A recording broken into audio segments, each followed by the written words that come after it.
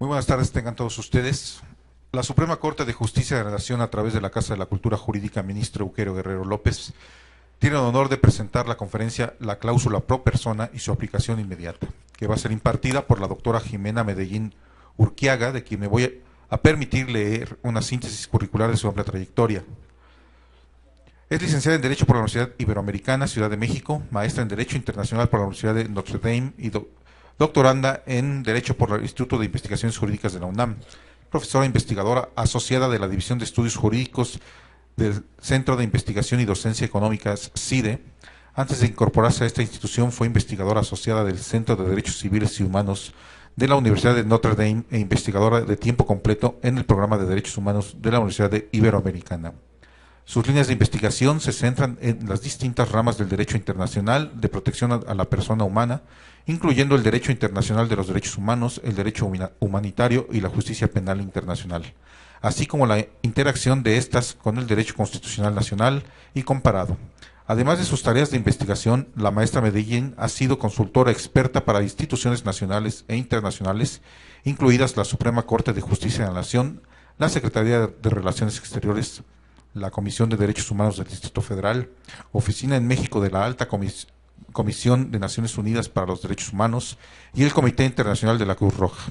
En el ámbito docente, la maestra Medellín ha impartido diversas asignaturas a nivel licenciatura, maestría y doctorado, entre las que destacan Derecho Constitucional 1, Derecho Constitucional 2 y Derecho Internacional Público, licenciatura en Derecho del CIDE, Seminario de Garantías Internacionales, maestría en Derechos Humanos y Garantías del ITAM, y Teoría de Derechos Humanos, doctorado en Derecho en la Escuela Libre de Derecho de Puebla. Asimismo, ha sido coordinadora académica del Diplomado en Derechos Humanos con especialización en acceso a la justicia en la Universidad Iberoamericana de la Ciudad de México y del Seminario de Seguimiento a la Suprema Corte de Justicia de la Nación, el cual se organiza en conjunto con el Colegio de Secretarios de Estudio y Cuenta de la propia Suprema Corte. Ha participado como docente y expositora en un importante número de diplomados, cursos de especialización, seminarios y talleres nacionales e internacionales dirigidos a miembros de poderes judiciales, fuerzas armadas y de seguridad, diplomáticos, profesores universitarios y periodistas, por nombrar algunos. Es autora de un importante número de libros y artículos, tales como las versiones en inglés y español del Digesto de Jurisprudencia Latinoamericana sobre Crímenes de Derecho Internacional, volúmenes 1 y 2, el Manual Básico sobre la Corte Penal Internacional y el Principio pro persona, Metodología de Enseñanza sobre la Reforma Constitucional en Derechos Humanos, entre otros. Pues bueno, no sin antes darle un fuerte aplauso, cedo el uso de la voz a la doctora Jimena Medellín Urquiaga. Muchas gracias. Muchas gracias. Muchas gracias. Es un gusto estar aquí hoy en la Casa de la Cultura Jurídica de León. Agradezco muchísimo el que nos hayan dado la oportunidad de convivir en este espacio. Y ya me contaron que son muy preguntones y muy preguntonas, entonces voy a tratar de ir un poco rápido para dejar más tiempo para un diálogo con ustedes, siendo además que creo que este tema del principio pro persona ha desatado una serie de dudas, preguntas, cuestionamientos, que déjenme adelantar y espero no decepcionarlos. Creo que estamos todavía tristemente muy lejos de responderlos todos, pero esperemos en esta reflexión conjunta poder llegar a algunos puntos más concretos sobre el mismo. Para eso déjenme empezar, o me gustaría empezar por hacer un reconocimiento de dónde viene nuestra reforma constitucional y en particular esta cláusula o este principio pro persona, ¿no? El principio pro persona, seguramente como todos y todas ustedes bien saben, se deriva de este párrafo segundo del artículo primero constitucional, que básicamente dice que las normas de derechos humanos se interpretarán de conformidad con la Constitución y con los tratados internacionales en la materia, favoreciendo en todo momento la protección más amplia a la persona. Y es ese último fraseo el que se ha entendido que consagra en nuestra Constitución el principio pro persona. Al principio parecía todo muy sencillo, todo muy básico, muy normal. Vamos a escoger la norma que mejor proteja, la vamos a utilizar. Eso fue lo primero que nos dijo la Suprema Corte en el expediente Varios 912, y después nos empezó a complicar muchísimo más el debate hasta que llegamos a la contradicción de tesis 293, de la que hablaremos un poco más adelante. Pero antes de empezar con este análisis de las decisiones y de los criterios que ha ido estableciendo la Suprema Corte, me gustaría regresar un poco para entender la génesis o la lógica desde donde se plantea la reforma constitucional en derechos humanos, porque creo que eso nos va a servir mucho para entender realmente qué es lo que nos trata de decir el principio de pro persona. Nuestra reforma constitucional en derechos humanos, de hecho, en el derecho constitucional comparado, llega un poco tarde.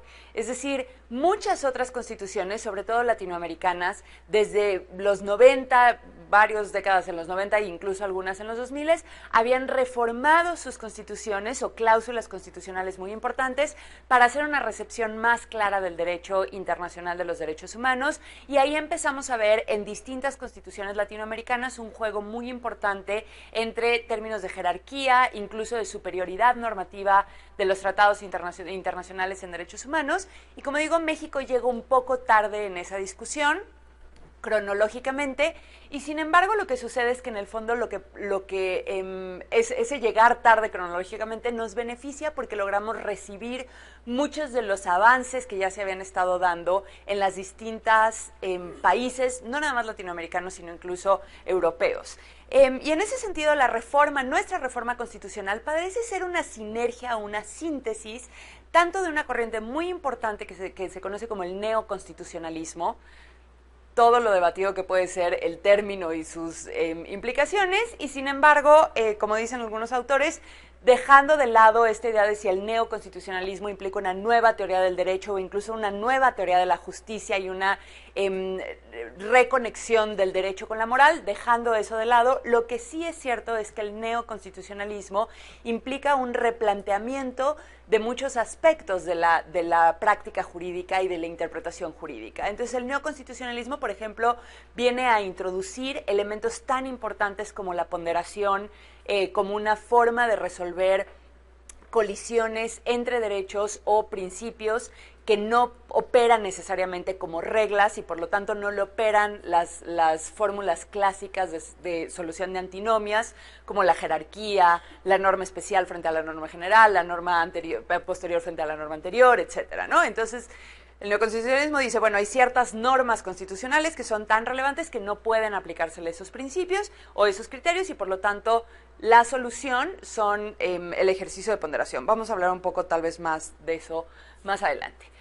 Pero junto con el neoconstitucionalismo, otro de los grandes elementos que incorpora nuestra reforma constitucional, obviamente, es el derecho internacional de los derechos humanos. Y cuando digo que incorpora el derecho internacional de los derechos humanos, no es únicamente porque la Constitución ahora nos diga que las normas de derechos humanos se interpretarán también haciendo uso de los tratados internacionales, sino porque muchos de los principios y de las obligaciones que hoy por hoy aparecen en nuestro texto constitucional, en realidad se han venido desarrollando en el marco internacional, mucho más incluso que en el marco del constitucionalismo comparado. Entonces, yo sostengo, y lo podremos discutir, que ese es el caso, por ejemplo, del principio de pro persona y, sin duda, por ejemplo, del párrafo tercero del artículo primero constitucional, que ha quedado un poco de lado con muchas de las discusiones que estamos teniendo en la Suprema Corte, todavía nuestras obsesiones por entender las jerarquías en un sistema normativo, pero, por ejemplo, el principio de interdependencia, el principio de indivisibilidad, el principio de universalidad, el principio de progresividad, las obligaciones de respetar, proteger, garantizar y promover, de investigar, de enjuiciar, de sancionar y de reparar, todos esos elementos vienen casi directamente del derecho internacional de los derechos humanos. Quienes veníamos trabajando en el derecho internacional de los derechos humanos no nos sentimos demasiados preocupados por qué es esto de la interdependencia o qué implica la garantía de un derecho frente al respeto de un derecho, como obligaciones del Estado, porque lo hemos venido trabajando desde hace muchos años en la jurisprudencia internacional, ¿no? Entonces, si bien en muchas cosas la jurisprudencia internacional o el derecho internacional de los derechos humanos está muy avanzado en cosas que recibió en nuestra Constitución, al mismo tiempo creo que es importante reconocer que el derecho internacional de los derechos humanos tiene una visión o una misión mucho más pragmática, una vocación mucho más pragmática. Se preocupa por resolver los problemas que tiene enfrente, sea la violación específica o sea los problemas estructurales que llevaron a esa violación. Y eso, cuando lo contrastamos con teorías tan complejas como el neoconstitucionalismo, nos genera un poco de un debate desbalanceado, porque el neoconstitucionalismo tiene una reflexión mucho más compleja de teoría del derecho, de teoría de la justicia, de filosofía, además de las argumentaciones más prácticas, de los ejercicios argumentativos a los que nos invita, ¿no? Y en ese tira y afloja es en donde estamos tratando de entender nuestro nuevo marco constitucional, ¿no? Todo esto para decirles que tenemos un gran reto para enfrente, y que en ese reto está el principio pro persona. El principio pro persona, otra vez, si empezamos a hacer un análisis comparado, en el constitucionalismo comparado, por lo menos de lo que yo he podido hacer en estos años, en realidad lo que encontramos en el constitucionalismo comparado no es precisamente el principio pro persona, sino ciertamente lo que sí encontramos es la utilización por parte de cortes constitucionales de muchos otros principios de favorabilidad, ¿no?, tomados en un término muy genérico. Entonces, los principios que ya conocemos desde hace mucho tiempo y que no son extraños a nuestra jurisprudencia o doctrina constitucional. El principio indubio pro reo, el indubio pro víctima, el pro acción, ¿no? Hay una cantidad enorme de principios de favorabilidad que vamos a encontrar en la doctrina constitucional, otra vez repito, no es mexicana, y de muchos otros países. Ahora, cada uno de esos principios tiene una forma de operar muy particular, ¿no? Entonces, es decir, el indubio pro reo es un principio de favorabilidad en materia penal que no opera de la misma forma, por ejemplo, que la prohibición de irretroactividad de la norma penal, a menos de que sea más benéfica, ¿no?, que también es un principio de favorabilidad. Entonces, a pesar de ser todos estos principios de favorabilidad, cada uno va a operar de forma distinta, porque cada uno se concibe y se desarrolla en un marco jurídico específico. Esto en realidad es distinto que el principio pro persona, porque el principio pro persona, si bien también puede ser considerado o lo pensamos como un principio de favorabilidad, en realidad el principio pro persona sí se proyecta frente a todos los derechos, ¿no? No es que sea únicamente en materia penal o en materia administrativa o en materia civil, o que opere de forma distinta si estamos hablando de una norma que de otra. En realidad sí es un criterio mucho más amplio de interpretación, que por eso creo que es erróneo decir que el principio pro persona, digamos que es la síntesis de todos los principios de favorabilidad que se han desarrollado en la doctrina constitucional. Yo prefiero mucho más pensar que el principio de pro persona sí es un principio que viene del derecho internacional de los derechos humanos por características muy específicas del derecho internacional de los derechos humanos. Primero, porque una de las bases normativas con las que se identifica el principio pro persona es el artículo 29 de la Convención Americana sobre Derechos Humanos, que es precisamente la norma que contiene los principios de interpretación de la Convención. El principio pro persona no es la única norma que está contenida en ese artículo 29. También está, por ejemplo, el principio de interpretación evolutiva de las normas internacionales, entre otros. Entonces, a mí eso también me parece que es un poco dudoso, porque creo que la Corte Interamericana, entre algunas de las cosas que a veces cambia, a veces también cambia cómo nos explica el artículo 29, pero algunas veces sí dice el principio por persona parece de tener su base en el artículo 29, otras veces parece decir más bien no, el principio por persona tiene más bien su fundamento en un principio de interpretación general de los tratados internacionales, que es que los tratados internacionales deben de interpretarse atendiendo al objeto y fin del tratado, siendo que el objeto y fin de todos los tratados de derechos humanos es la protección de los derechos y de las personas. Entonces, del objeto y fin en sí mismo tenemos que derivar que las normas se tienen que interpretar favoreciendo en todo momento a la persona, porque ese es el objeto y fin de los tratados, ¿no? Pero más allá de esas consideraciones, lo cierto es que el principio pro persona, cuando a veces leemos algunas de las cláusulas, no solo de la Convención Americana, sino de otros tratados como el Pacto Internacional de Derechos Civiles y Políticos o el Pacto Internacional de Derechos Económicos, Sociales y Culturales, etcétera, parecen siempre contener esta cláusula de cualquier otra norma que no esté reconocida en este tratado y que haya sido desarrollada en otro instrumento, o sea, más bien, el que un derecho haya sido reconocido en otro instrumento y no en este tratado no puede interpretarse de forma que excluya la aplicación de ese tratado, ¿no? O por el contrario, si otro instrumento no reconoce un derecho contenido en este tratado, se tiene que aplicar este tratado como la norma más protectora. Ahora, ustedes piensen en la introducción de este tipo de cláusulas. Si pensamos en un sistema normativo que se desarrolla sin tener un órgano concentrado de producción de las normas. Es decir, la Convención Americana sobre Derechos Humanos fue pensada, escrita y aprobada en el marco de la Organización de los Estados Americanos.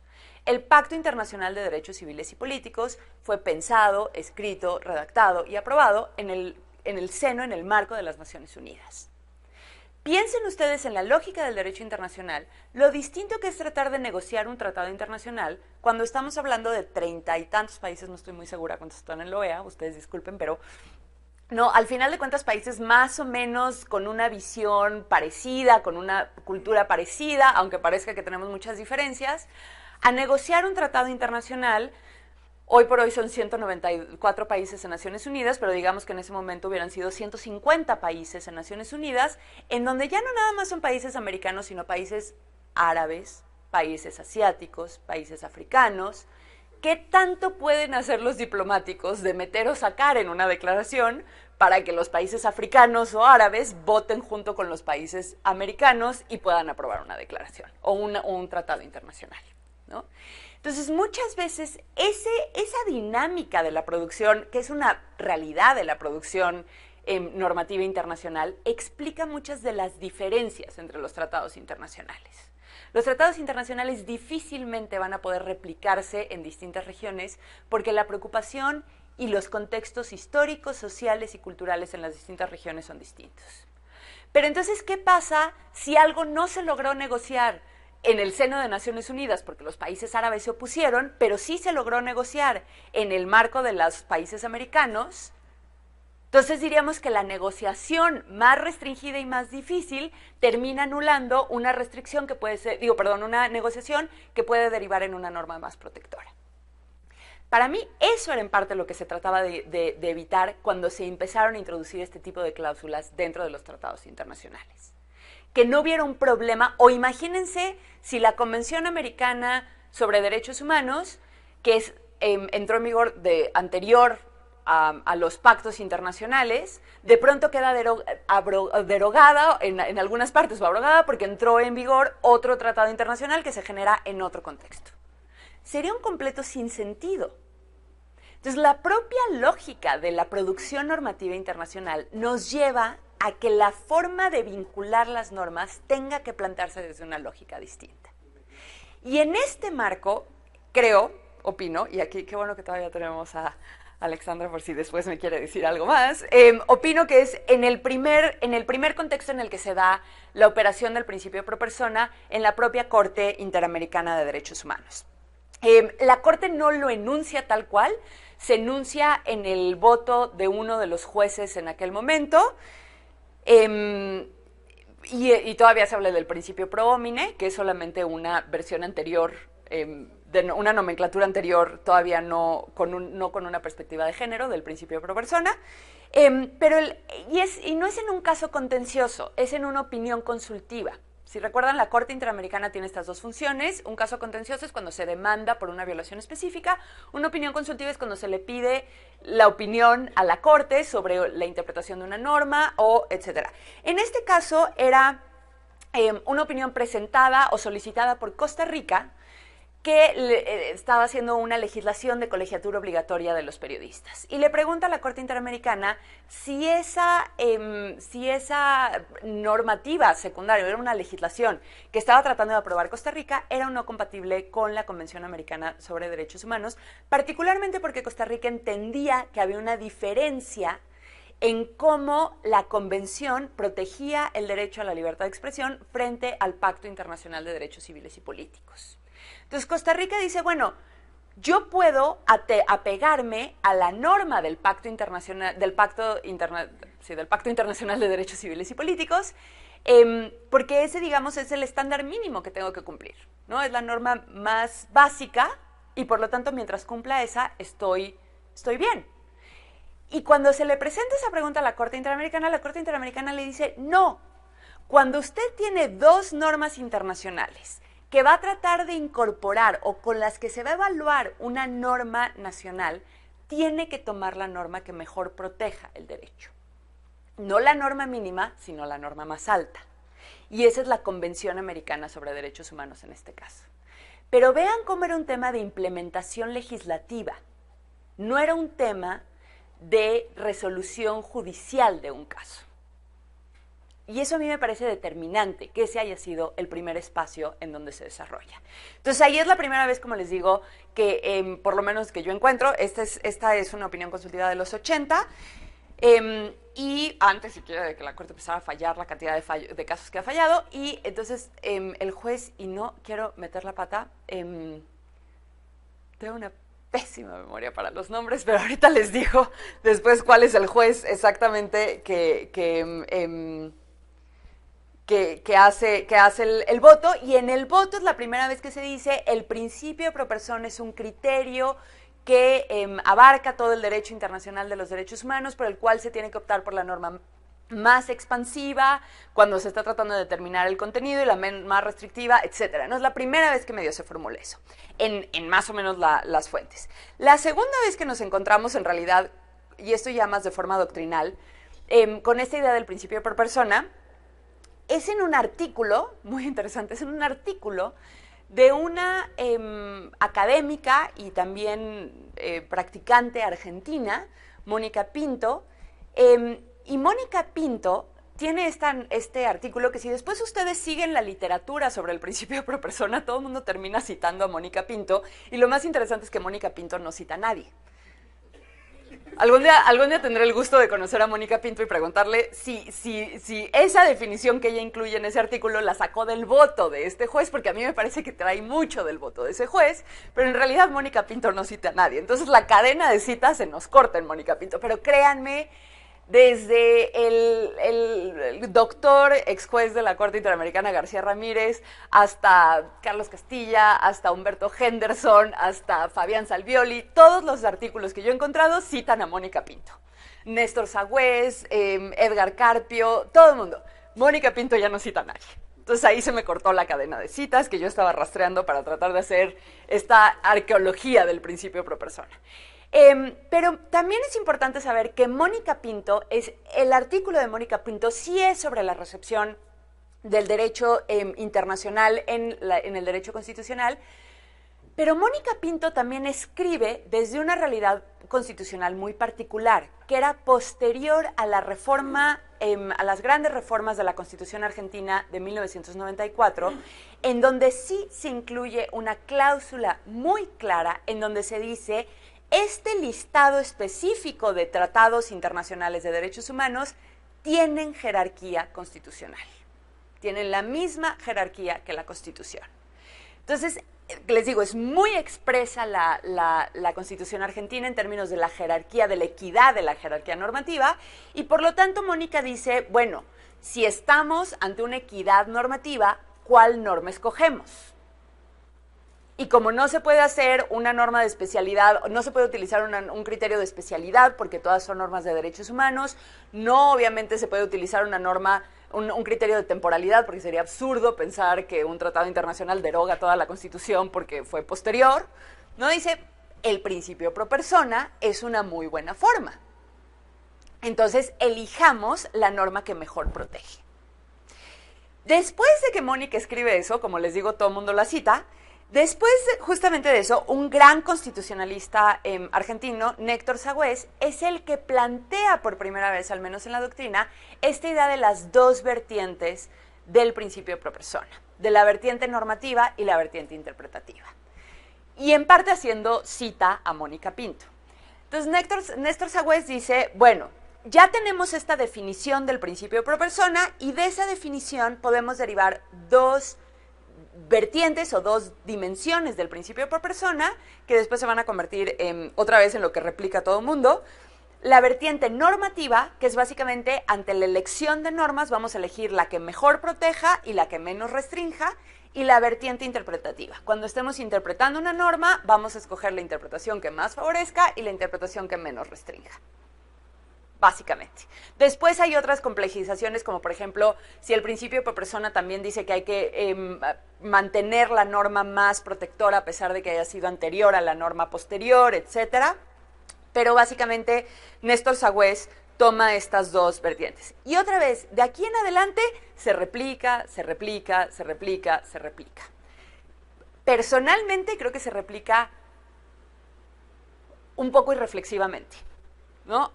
O sea, creo que no se piensa nuevamente en si es toda esta idea de las dos vertientes, de etcétera, es realmente trasladable a todos los distintos esquemas constitucionales que se están planteando en la región. Pero la literatura sigue repitiendo esta idea de las dos vertientes. Entonces, ahora sí, con este enorme y complejísimo, disculpen, antecedente de toda la génesis del principio por persona y de nuestra reforma. Entonces, ahora sí, ¿qué pasó en nuestra reforma? En nuestra reforma constitucional, ese texto que conocemos, ¿no?, de las normas de derechos humanos se interpretarán de la forma más favorable, no fue así desde el principio. Seguramente muchos saben que nuestra reforma constitucional pasó por la Cámara, inició primero en la Cámara de Diputados, después fue a la Cámara de Senadores, y después la Cámara de Senadores, que se suponía que tenía que ser nada más la Cámara Revisora, se convirtió en la Cámara de Origen otra vez por el grado tan sustantivo de cambios que tuvo la minuta que había enviado la de Diputados, y entonces la regresaron a la Cámara de Diputados. Entonces, básicamente, en el proceso de creación de la reforma constitucional tenemos 2 dictámenes de la Cámara de Diputados y un dictamen de la Cámara de Senadores. ¿Qué pasaba con este párrafo segundo del artículo primero en el primer dictamen de la Cámara de Diputados? Básicamente decía lo mismo, ¿no?, que se optará por la norma que más, optando por la que más favorezca a la persona, y decía, coma, atendiendo siempre al principio de no contradicción con la Constitución. Entonces, ahí sí había un clarísimo tema en el que se decía, no, siempre puede ser la norma más favorable o la interpretación más favorable, siempre y cuando no contradiga a la Constitución. Esa norma sube o va al Senado, y en el Senado dicen, no, hay que eliminar esa parte. Y se deja únicamente interpretación conforme a la Constitución y a los tratados internacionales en la materia, ahí es, y ahí todavía decía de derechos humanos, favoreciendo, y ahí se pone punto. Se quita la parte de favoreciendo en todo momento la protección más amplia a la persona. Y en el dictamen de la Cámara de Diputados, de las Comisiones Unidas de la Cámara de Senadores, lo que se dice es, no se considera adecuado introducir el principio de no contradicción, se elimina la parte de lo más favorable, o sea que parecía que eliminaban el principio pro persona, pero mucho más interesante, y esto lo digo porque a veces parece que la Cámara de Senadores fue la que salvó el día, y tampoco es tan cierto, en el dictamen se dice, los tratados internacionales serán subsidiarios al momento de interpretar la Constitución. Entonces, únicamente cuando haya un vacío en la Constitución, se interpretarán o se utilizarán los tratados internacionales en derechos humanos. Otra vez, eso que aprueba la Cámara de Senadores regresa a la Cámara de Diputados, y los diputados dicen, no nos parece que se introduzca el principio de subsidiariedad, y no nos parece que hayan dejado de lado el principio de la aplicación más favorable. Entonces, reincorporan este fraseo de lo más favorable para la persona, pero ahora ya sin el principio de contradicción con la Constitución. A mí personalmente me asombra muchísimo que todo esto no se haya discutido en la Suprema Corte cuando se discutió la contradicción de tesis. Yo creo que era un gran argumento para los ministros que trataban de defender el proyecto original del ministro Saldívar, decir, esto se discutió en el proceso legislativo, y la decisión del órgano reformador de la Constitución fue excluir el principio de no contradicción, que sí estuvo considerado explícitamente en algún momento de las iniciativas y de los dictámenes. De verdad, yo todavía no entiendo.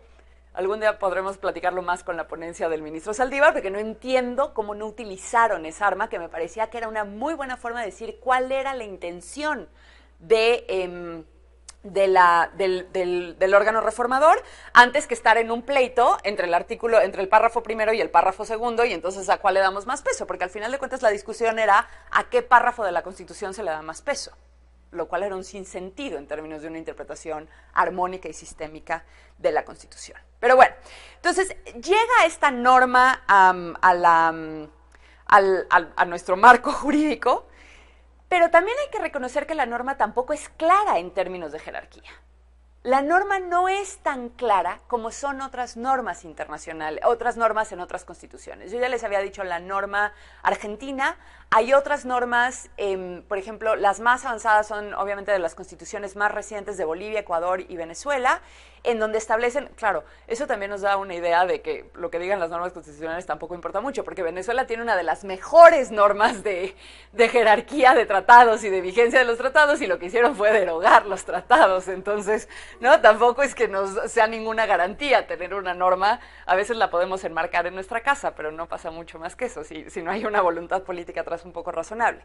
Pero bueno, llega todo este esquema a la Suprema Corte, y al mes de la entrada en vigor de la reforma constitucional en derechos humanos tenemos la gran decisión, ahora ya incluso reconocida como patrimonio de la humanidad. Yo quisiera saber si el resto de la humanidad está de acuerdo en que eso es patrimonio de la humanidad, pero por lo menos nosotros sentimos que nos quedó muy bonita el expediente Varios, y entonces en el expediente Varios la Suprema Corte parece que nos mete en una lavadora y nos saca como un nuevo país, ¿no? Aparte, a mí perdón, esto sí es un paréntesis, pero no creo que cualquier persona que haya seguido estas discusiones de la Suprema Corte en el caso Radilla, ¿no? En cómo se estaba discutiendo este expediente Varios, porque el expediente Varios básicamente surge de una consulta trámite que promueve en ese momento el presidente de la Suprema Corte, todavía el ministro Ortiz Mayagoitia, decir, oigan, tenemos una sentencia internacional aquí que dice que el Poder Judicial tiene que hacer algo y no tenemos la menor idea de qué es eso. Entonces, consulta trámite para que el resto de los ministros también diga que qué es esto. Ahí es en donde se origina el expediente Varios, para ver cómo se iba a cumplir con la sentencia del caso Radilla de la Corte Interamericana, pero hay una primera etapa de discusión del expediente Varios, que de hecho tenía otro número, después lo retornan y le vuelven a cambiar el número, que esas primeras discusiones en serio eran kafkianas. O sea, yo las escuchaba, los ministros estuvieron yo creo que 3 semanas discutiendo que si había sido adecuadamente notificada la sentencia internacional, porque nadie había ido a la Suprema Corte a notificar. Yo me imaginaba al pobre de Pablo Saavedra, el secretario ejecutivo de la Corte Interamericana, viajando a México para ir a notificarle a cada ministro. Me decía, se le notificó al Estado mexicano a través de Relaciones Exteriores, ¿qué más quieren? Pero bueno, ¿no? Que no sabían si era el texto auténtico, estaba publicado en el Diario Oficial de la Federación, que no, de verdad, o sea, pero discutieron 3 días si era el texto auténtico, una cosa que estaba publicada en el Diario Oficial de la Federación. Era una locura absoluta, ¿no? Y entonces se corta la discusión, se retorna, en todo ese proceso aprueban la reforma constitucional, regresan los ministros a discutir, y parecía que los habían subido a una máquina de tiempo y los habían mandado del siglo XIX al siglo XXI. Porque de pronto ya era, ¿no?, las obligaciones imperativas del Estado mexicano, y la Suprema Corte ya no puede revisar sentencias internacionales, y vamos a revivir el control difuso de constitucionalidad, y los tratados internacionales tienen la misma jerarquía. Y igual que nos suele pasar en este país, creo que a veces tomamos demasiado vuelo y hacemos avances muy rápidos que después no logramos sostener. Y creo que eso fue parte de lo que sucedió en Expediente Varios. Yo creo que la Suprema Corte no midió en lo más mínimo lo que estaba diciendo en Expediente Varios, ¿no? Entonces, en Expediente Varios saca, por un lado, todo este tema del control difuso de constitucionalidad, convencionalidad, todavía no estábamos muy, ¿no? En el que aparte deja muchísimas preguntas pendientes, si esto es, o sea, esto de que nada más sea en un incidente. Mis amigos litigantes, seguramente a muchos de ustedes les pasó cuando oyeron esta idea del incidente y de que nadie sabía si iba a ser hasta la sentencia definitiva, y si el juez de pronto se le iba a ocurrir que la norma en la que estaba basada todo el litigio era inconstitucional, y entonces sin decirle nada a las partes, y las partes iban a entregar en la sentencia, ¿no? Era aquello una cosa muy bonita. Nadie sabía qué pasaba con las autoridades administrativas. Yo creo que ahí sí la sentencia es más, el expediente es más claro. A mí me parece que sí deja claro que las autoridades administrativas no pueden inaplicar una norma, pero todavía se discutía mucho. Y por otro lado deja esta idea del nuevo parámetro de control de regularidad, ¿no? Entonces dice, el parámetro de control de regularidad ahora ya no nada más se determina, porque con esto de que también se han rehusado hablar de un bloque de constitucionalidad, entonces el parámetro de control de regularidad, algún ministro ya en burla diciendo, bueno, si quieren llámenle enredadera, como quieran llamarle, pero llámenle de alguna forma, ¿no? Pero también fueron horas discutiendo el tema del bloque. Entonces es un nuevo parámetro de control de regularidad, en donde está la Constitución, los tratados internacionales, la interpretación del Poder Judicial Federal y la interpretación de la Corte Interamericana de Derechos Humanos. Ahí todavía con una poca claridad de qué pasaba con los criterios establecidos en sentencias que no iban en contra del Estado mexicano, ¿no? En este debate si la vinculatoriedad o no, o si eran orientadoras, o si eran vinculantes, o si eran, etcétera. Pero nos deja esos 4 elementos diciendo, por ahí se conforma el parámetro de control de regularidad, sin decirnos después cómo se relacionan esos elementos. Sabíamos que había 4 elementos, pero no cómo se... Bueno, obviamente sí. Bueno, no, ni siquiera, porque de pronto podemos decir que algo que dijo la Corte Interamericana de Derechos Humanos está buenísimo para interpretar una norma constitucional. No parece haber ningún freno, no parece decir a la norma constitucional corresponde la interpretación del Poder Judicial y a la norma internacional corresponde la interpretación de la Corte Interamericana. Parece que también puede haber ahí unos cruces, ¿no?, en eso. Entonces, no nos deja claro cuál es la relación entre estos distintos elementos del control, del nuevo parámetro de control de regularidad. Pero ahí nos deja con ese suspenso y todo el mundo leíamos y releíamos Expediente Varios. Y poco después, unos 6 meses después, decide o toma otra decisión que se vuelve muy importante, sobre todo después en el debate de algunos ministros, para algunos ministros en el debate sobre la contradicción de tesis, que fue la acción de inconstitucionalidad 155/2007. Esta acción de inconstitucionalidad también en esas cosas extrañas, kafkianas que pasan en la vida de la Suprema Corte, es una acción de inconstitucionalidad que promueve el procurador. Yo no sé por qué de pronto el procurador decidió promover esta acción de inconstitucionalidad en contra de una norma. Creo que sí fue el procurador, si estoy equivocada, sí fue el procurador, ¿verdad? Imagínense el procurador de la República, impugnando la constitucionalidad de una norma de los 70 de Yucatán, que básicamente decía que los padres tenían una obligación de vigilar que los hijos que hubieran tenido problemas de drogas fueran a los trabajos, digo, a las sesiones de rehabilitación, y que si los padres no cumplían con esa obligación, la autoridad administrativa podía imponerles trabajos comunitarios como sanción.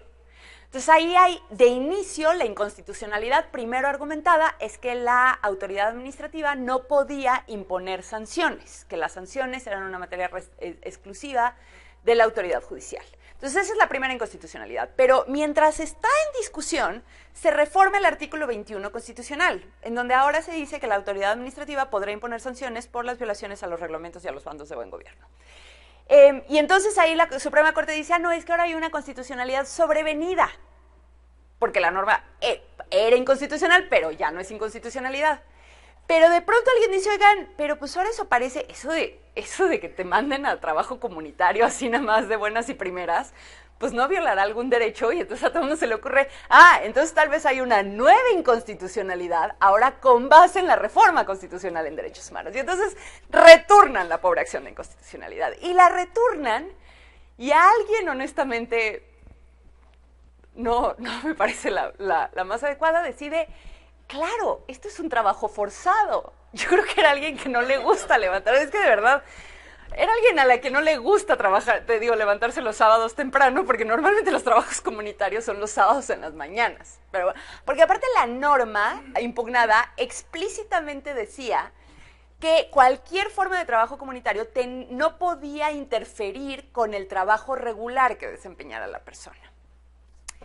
Y esta sí les puedo contar, bueno, esta les puedo contar mucho porque en este seminario de seguimiento a la Suprema Corte de que hablaban cuando leyeron aquella cosa que, perdón porque mandé algo tan largo, tenemos este seminario de discusión con los secretarios de estudio y cuenta de la Suprema Corte. Entonces ellos nos proponen sentencias que les interesa discutir, las leemos en el CIDE, en donde trabajo actualmente, y tenemos unos seminarios de profesores, estudiantes y los secretarios de la Suprema Corte.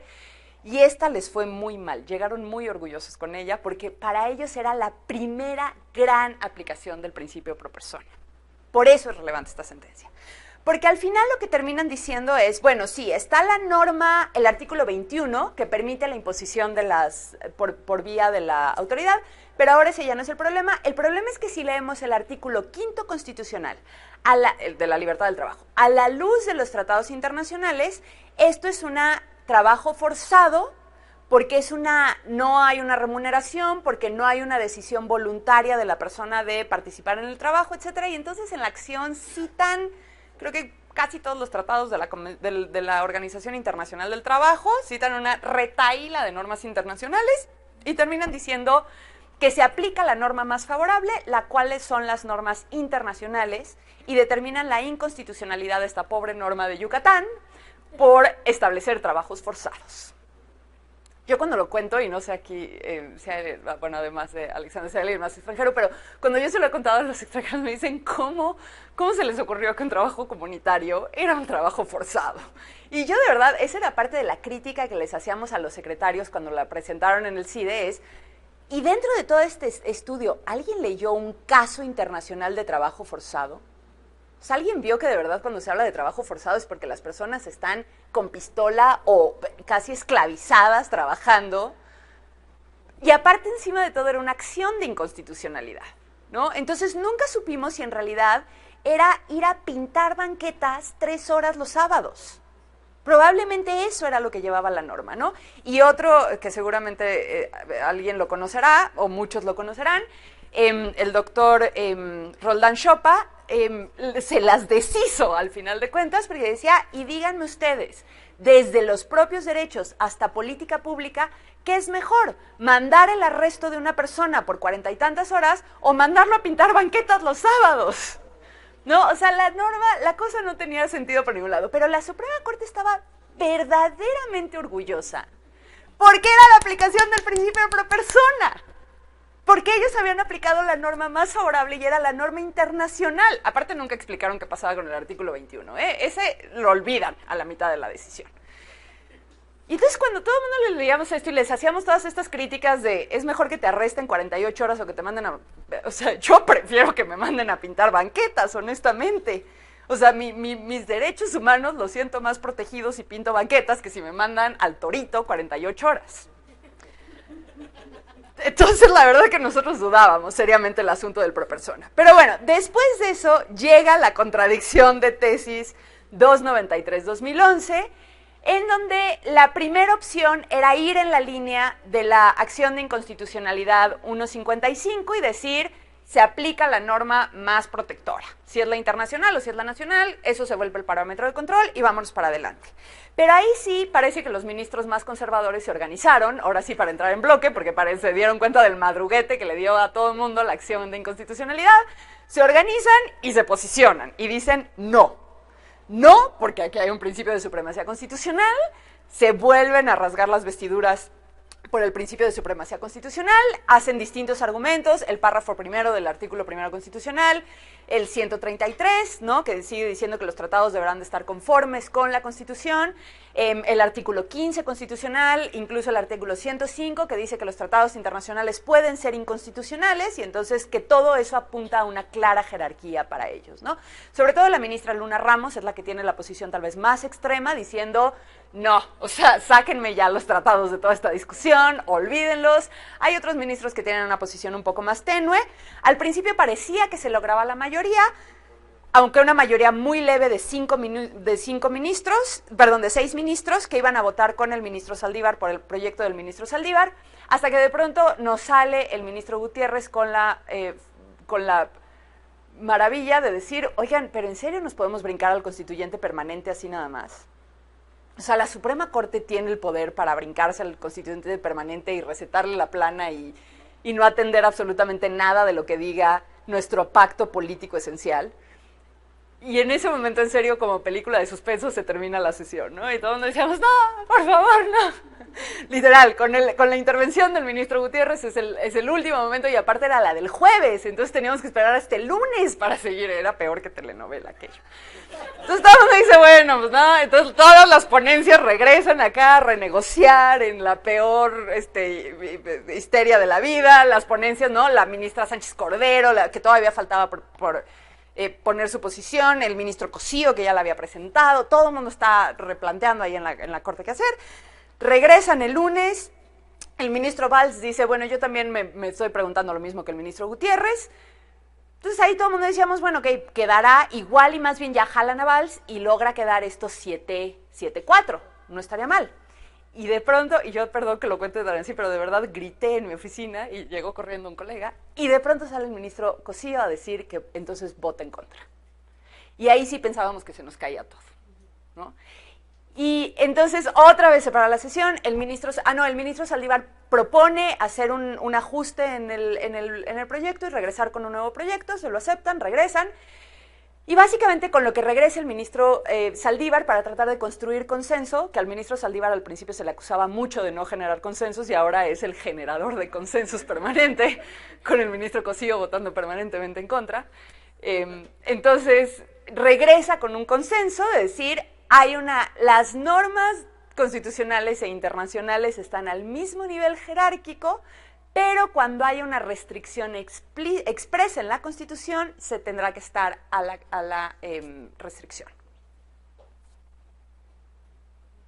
10 ministros dicen, está bien, el ministro Cosío dice que él no puede votar por eso, porque simple y sencillamente eso jurídicamente no hace sentido, porque o son o no son jerárquicamente iguales, no puede haber una diferencia de esa forma. Los otros 10 ministros dicen que están de acuerdo, pero cada quien pensando cosas absolutamente distintas, y eso que fue en agosto hasta la fecha una decisión central para entender todo nuestro sistema jurídico sigue sin aparecer. ¿Por qué? Porque lo que sí sabemos es que va a haber 11 votos razonados. Bueno, 10 votos razonados y uno particular del ministro Cosío. Incluso el propio ponente va a hacer un voto, cosa que de verdad empezaron a hablar para decir, oigan, el ponente puede hacer un voto sobre su propio... Nadie sabía, pero todo el mundo dijo, ya, a estas alturas que haga un voto, ya que si ya vamos a tener 10 votos, ¿para qué nos quedamos sin uno? Entonces, en realidad vamos a tener un criterio aparentemente aprobado por 10 ministros que en realidad va a tener 10 interpretaciones distintas. Y un criterio que encima de todo el mundo ha dicho, terminó con el principio pro persona. No solamente es el problema de no pueden ser jerárquicamente iguales y al mismo tiempo no ser jerárquicamente iguales, sino que acabó con el principio pro persona. ¿Por qué dicen que acabó con el principio pro persona? Porque si el principio pro persona, como decía muy al principio, tiene esta vertiente normativa de elegir la norma más protectora o la menos restrictiva, si ya no podemos elegir esa norma, ¿qué hacemos? Entonces, claro, ¿no? Tenemos todo este problema de, bueno, de aquí en adelante, y voy a acabar rápidamente ya porque prometí que iba a ser menos de una hora para tener preguntas. A mí me parece que en realidad esta sentencia puede ser mucho más benéfica de lo que parece. Y déjenme tratar de dar una posición positiva, porque creo que el resto de los países, el otro día, en un seminario en el que estábamos hace 2 semanas, alguien decía, tenemos un problema, ¿cómo decían?, de depresión colectiva en México. Sí, que sufríamos un problema de depresión colectiva en México, porque decían, ¿cómo pueden ser tan negativos? Era un seminario de México, Colombia, y todos los colombianos nos decían, pero ¿cómo pueden ser tan negativos? Parece que todo se les ha acabado. Y de verdad yo sí estoy convencida, si pensábamos que con 3 sentencias íbamos a arreglar un problema de años, décadas, siglos de cultura jurídica, nos tenían que mandar a revisar a todos el cerebro, honestamente. Y esto sí es, ¿no? Esto que dice el doctor Diego Valadez, de que en México siempre hemos pensado en la Constitución con una función catártica, en donde pensamos que algo cambia en la Constitución y cambia toda la realidad en México. Eso es lo más... Tenemos que salir de esa posición tan infantil y pensar que cambiar una norma constitucional es el principio de un camino muy, muy, muy largo. ¿Por qué creo entonces que esta decisión puede ser mucho más positiva de lo que se piensa? Primero, porque nos saca de esta idea de que siempre va a haber tenemos que ver la competencia de las normas, o sea, poner a competir a las normas constitucionales con las normas internacionales. Ese para mí es un error garrafal. Primero, porque las normas constitucionales y las normas internacionales difícilmente son perfectamente equiparables. Más bien nos vamos a encontrar con normas de texturas y de construcciones muy distintas que vamos a tener que interpretar conjuntamente. Eso nos los da perfectamente la contradicción de tesis. Nos permite hacer toda esa interpretación. Segunda, porque creo que nos saca de esta falsa idea, y yo creo que un error muy grave, de que de lo que estamos hablando es de normas. No estamos hablando de normas, estamos hablando de derechos. Estamos hablando de entender cuál es el contenido y el alcance de un derecho, no del artículo 21 o del artículo 5 o del artículo... Estamos hablando de entender qué es el derecho al trabajo, de entender qué es el debido proceso vía administrativa.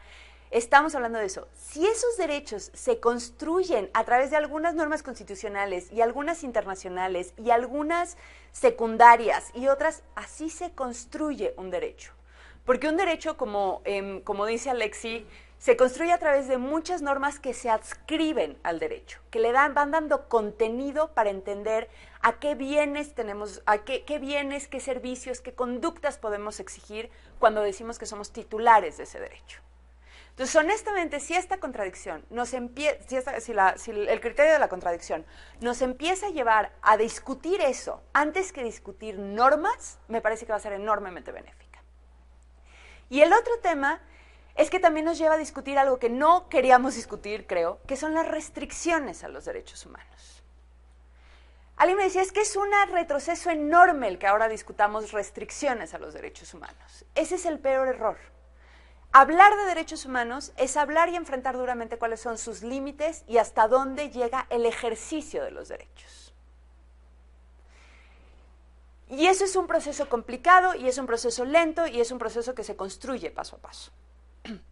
Entonces creo que nos regresa a esta idea, otra vez como les digo, que lo primero que tenemos que hablar es de los derechos, después entender de dónde vienen sus restricciones y cómo se construyen sus restricciones, y eso también nos va a llevar a hacernos la seria pregunta de qué implica una restricción constitucional.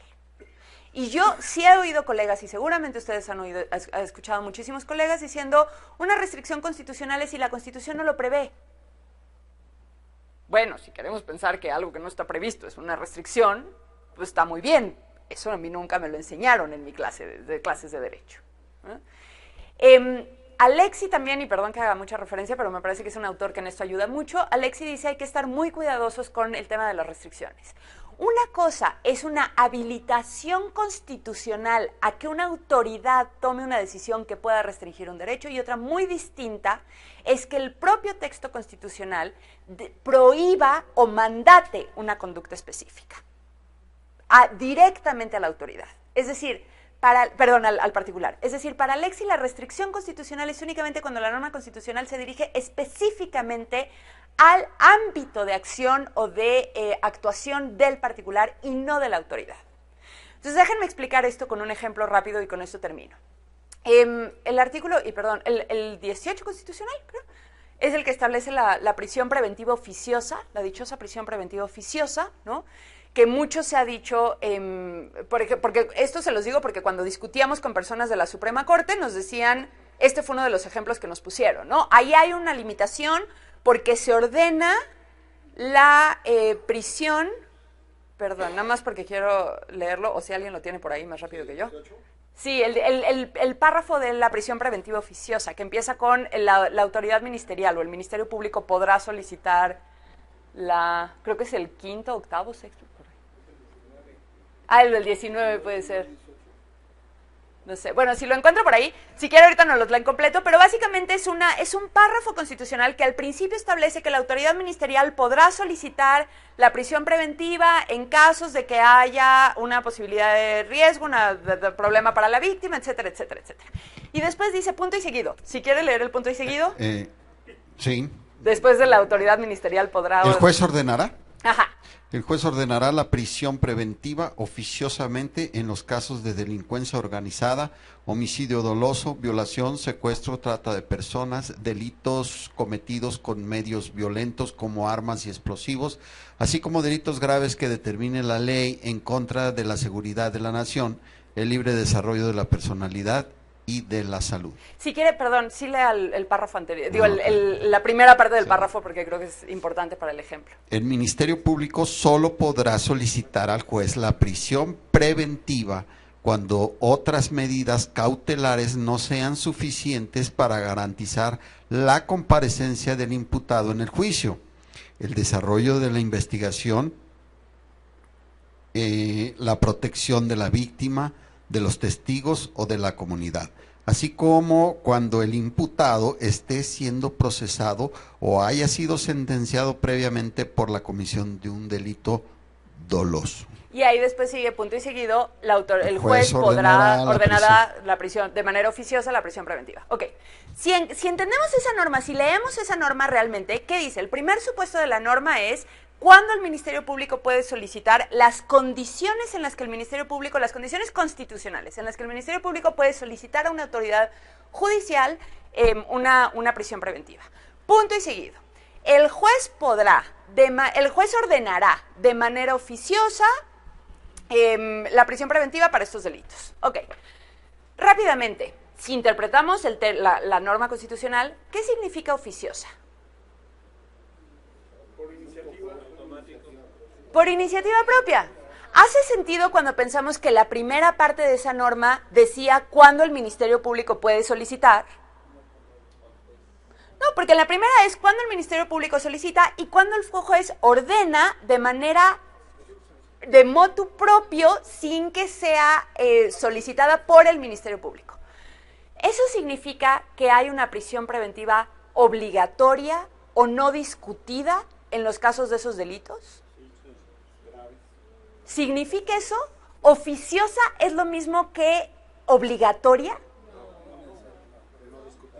Entonces, en esa norma constitucional se dice que el juez, por oficio, por propia iniciativa, no deberá de analizar si la persona es un riesgo para la investigación, para las víctimas, para todas las demás condiciones que se necesitan para determinar una prisión preventiva. Lo único que dice la norma constitucional es que el juez está habilitado para entrar al estudio de todos los supuestos en los que se debería de dictar una prisión preventiva, en el caso de esos delitos, sin la incitación o sin la solicitud del Ministerio Público. Si la Suprema Corte y nuestros jueces han querido leer que eso es una prisión preventiva obligatoria en esos casos, eso es una interpretación constitucional de la que nos tenemos que hacer cargo. Pero es una interpretación de texto, no es la aplicación de un texto directo. Y con eso podríamos ir, por ejemplo, en el arraigo. El arraigo tiene una condición de ponderación, porque el arraigo dice el juez podrá ordenar siempre y cuando sea necesario para el éxito de la investigación, para la protección de las víctimas, si el texto constitucional, siempre y cuando sea necesario, no es un llamado explícito a determinar que existen esas condiciones antes de dictar el arraigo, no sé qué es eso. Si el juez que está dictando el arraigo no tiene que interpretar qué implica el éxito de la investigación y se lo delega al Ministerio Público en la solicitud, eso es una renuncia de la obligación del juez de garantía de interpretar correctamente la Constitución antes de determinar una orden que afecte un derecho. Para mí el arraigo no es una restricción directa constitucional, es una habilitación al que el juez entre a conocer y a interpretar todos los otros elementos que necesita antes de dictar una orden de arraigo. Esto de las órdenes de arraigo en automático, cuando el Ministerio Público presenta dos cosas y ni siquiera argumenta qué implica el éxito de la investigación, para mí es un absoluto vacío de la obligación que tienen los jueces antes de dictar una orden. Entonces me parece que ahí es a donde deberíamos estar llegando, pero tristemente, y con esto ahora sí acabo, tenemos este criterio que nos causó tanto problema, tanto no, que discutimos, que seguimos esperando la sentencia, que no sé qué, y ustedes piensen, por lo menos en las últimas 3, 4 semanas, la Suprema Corte ha discutido derecho a la privacidad con el tema de la geolocalización. Ha discutido presunción de inocencia en vía administrativa. Ha discutido derechos políticos en libertad provisional. En ninguna de ellas ha hecho referencia a la contradicción de tesis. Y para nosotros, toda la reforma constitucional se echó para atrás por un criterio que no ha sido otra vez enunciado por la Suprema Corte. La Suprema Corte está discutiendo. Nosotros somos los únicos que estamos pensando que hay que vestirnos de negro y cantarle las golondrinas a la reforma constitucional, porque esto se acabó. Yo creo que no, yo creo que el principio de persona es una invitación muy clara a entender más de fondo los derechos y a no pensar que la aplicación de una norma va en automático. Perdón, con eso sí ya termino. La Corte Interamericana de Derechos Humanos, de hecho, le recetó a la Sala Constitucional de Costa Rica una sentencia tremenda en el caso de fecundación in vitro, precisamente porque la Sala Constitucional de Costa Rica prohibió una técnica de fertilización in vitro diciendo estoy aplicando la norma más favorable, que implica la protección de la persona desde el momento de la concepción. Y la Corte Interamericana le dijo, esto no es tan sencillo como eso. Hay que entender toda la construcción del derecho, hay que entender el impacto de las normas en las personas, en los contextos concretos, hay que hacer todo el ejercicio de análisis normativo antes de entender cómo se resuelve un caso de derechos humanos. Si dejamos de pensar en normas y empezamos a pensar en derechos, el principio de pro persona está perfectamente vigente, igual y perfectamente aplicable, igual y en unión con todos los otros principios constitucionales como la interdependencia, la indivisibilidad, la universalidad, la progresividad y todas las obligaciones estatales, que el problema es que estamos tan concentrados en nuestra visión todavía muy clásica de las jerarquías y un principio que no nos hemos dado cuenta de todo lo demás que tiene la reforma. Ojalá esta decisión también nos lleve a darnos cuenta de toda esa riqueza que tiene nuestro nuevo texto constitucional y otra vez empezar a hablar de derechos, no de normas. Con esto ahora sí, les cedo la palabra para que ustedes hagan preguntas. Muchas gracias.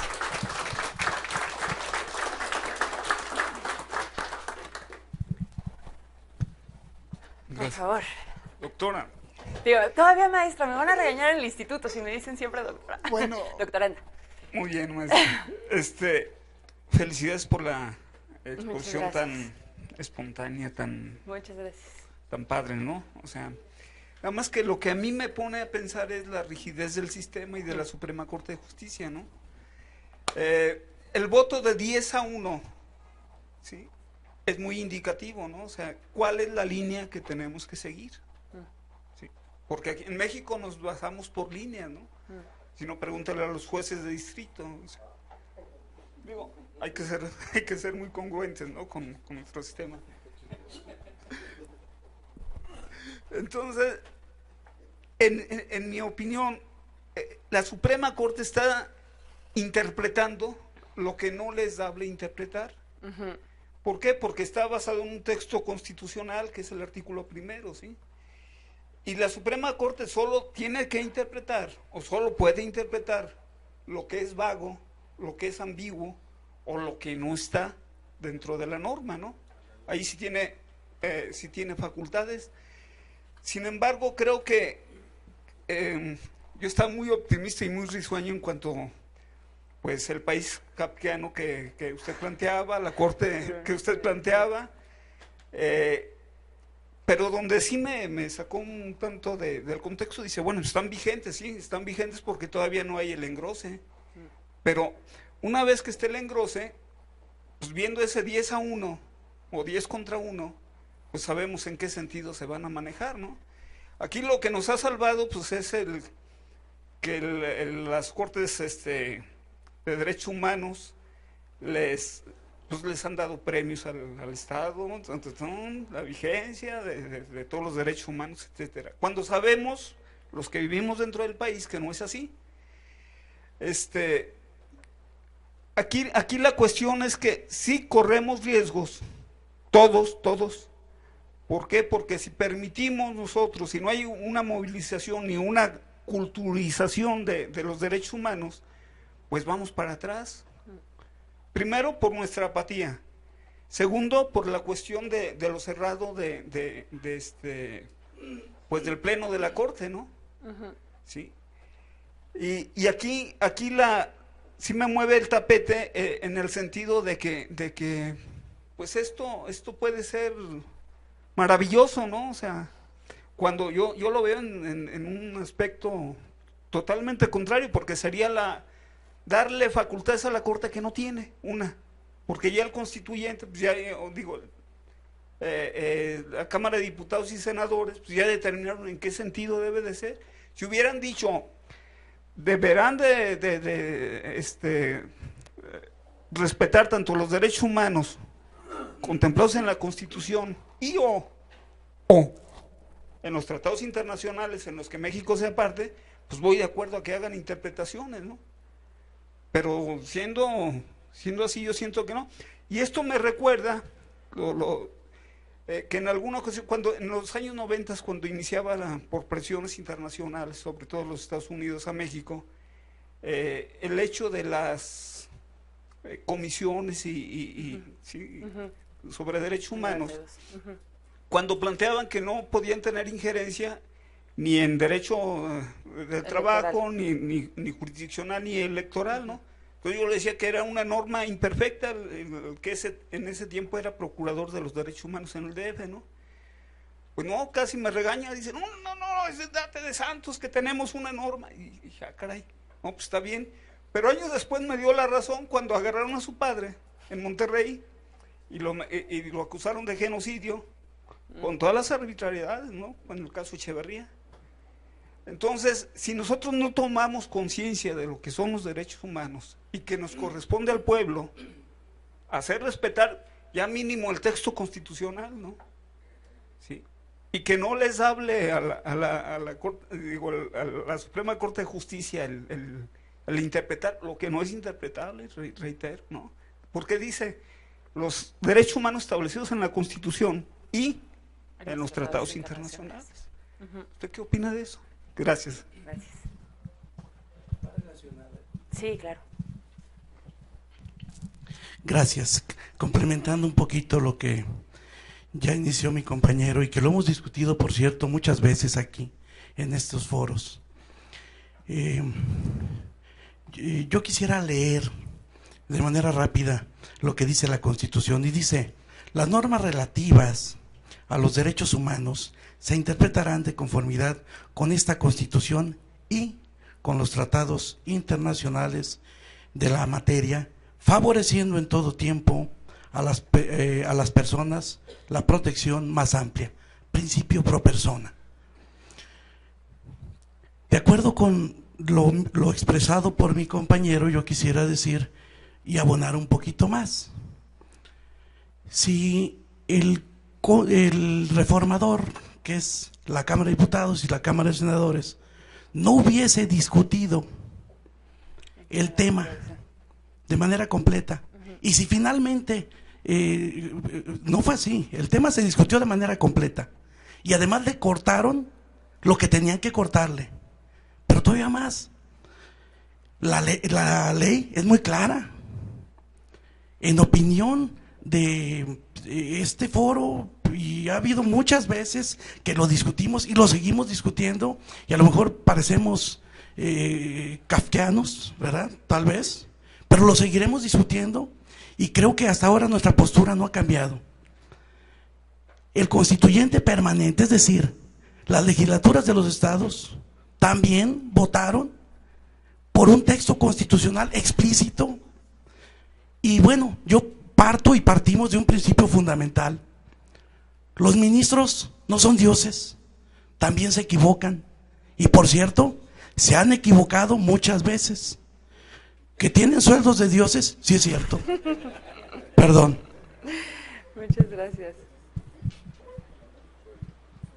¿Empiezo con esas? Ah, ¿ya hay otra? Perdón es que estaba buscando una norma, perdón que no lo viera todo el tiempo y no estoy mandando un WhatsApp. Estaba buscando una norma para ahorita leérsela. Sí, exacto, le saqué una foto y la voy a publicar en Facebook. Perdón. Muchas gracias. Pues nuevamente felicidades por su disertación. Y bueno, un comentario en el sentido de la conclusión a la que usted llegó ahorita en su intervención. A mí me parece que a los que nos gusta, nos interesa esta parte de los derechos humanos sin el perfil de una ONG, a lo mejor que está un poco más cargada a un extremo, yo creo que no podemos negar que pues, los derechos humanos finalmente no son absolutos, ¿no? Que hay sus límites y hay que encontrar esos elementos esenciales en donde, pues bueno, no deben de coexistir con otros derechos y deben de ponderarse, ¿no? Esta nueva teoría, ¿no?, que se está manejando, bueno, que ya se está aplicando en la aplicación, en la impartición de justicia. Sin embargo, en este ejemplo que usted mencionado al final, es decir, cuando ya usted menciona que en la práctica los ministerios públicos federales no, al momento de solicitar la prisión preventiva o el arraigo, y no fundamentan, no van más allá de que sea relevante para la investigación, aquí es donde me gustaría saber entonces qué es lo que va a pasar. Finalmente los jueces lo conceden, ¿no?, porque ya está ese, digamos, ese criterio, ya está discutido públicamente que finalmente se debe de atender a la Constitución. Entonces el problema sigue ahí y seguiría ahí, y todavía cobra una dimensión adicional. ¿Por qué? Porque parte de un elemento que ya sabemos que es inconvencional.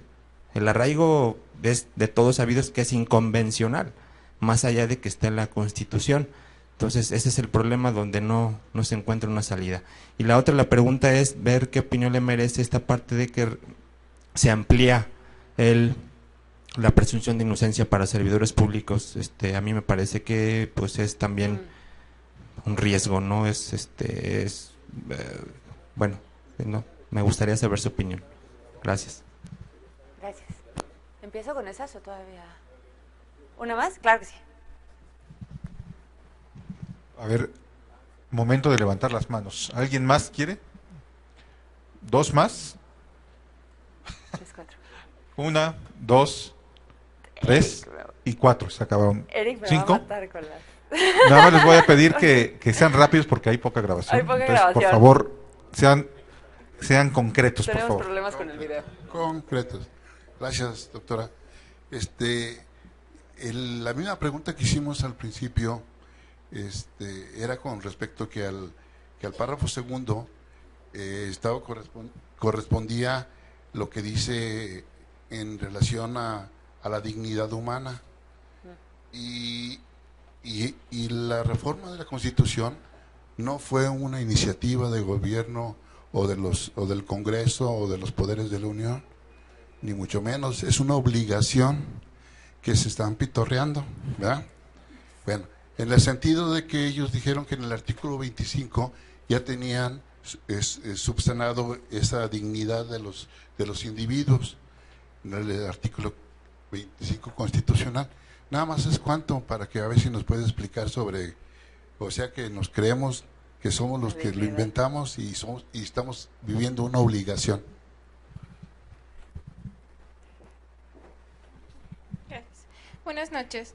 Solamente una pregunta. Sí. Escuché que trabaja o está relacionada con Cruz Roja, solamente para esta sociedad privada y civil.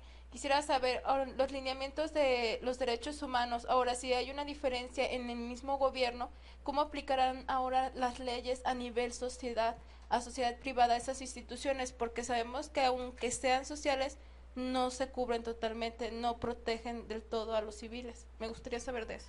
Okay, gracias. Buenas noches, doctora. Preguntarle, ¿qué opinión le merece a usted las resoluciones que dicta el Tribunal Federal de Justicia Fiscal y Administrativa, que desde mi humilde punto de vista, violan derechos humanos básicos de los contribuyentes y además todas, o las que he visto, violan el principio de exhaustividad y congruencia de las sentencias y pareciera que viven en otro país donde no hay derechos humanos, los magistrados de estos tribunales, de las salas del tribunal? Gracias.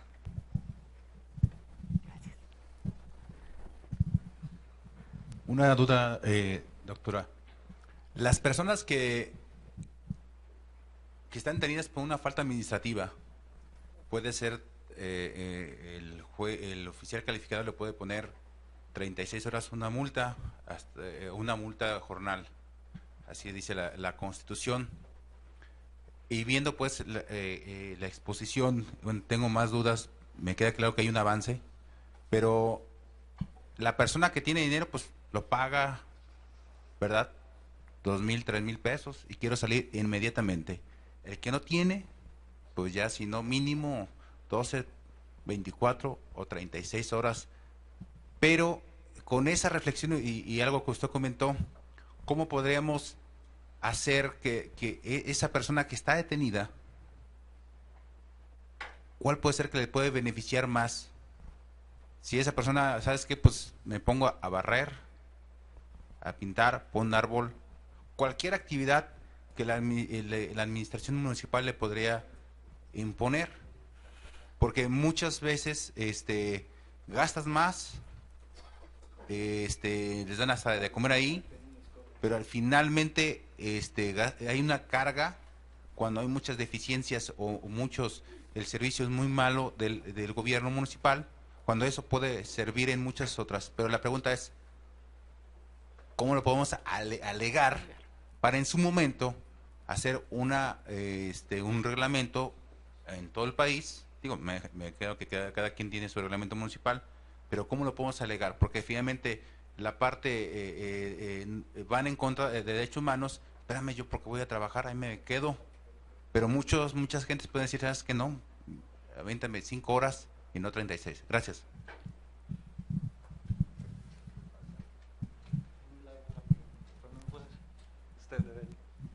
Sí.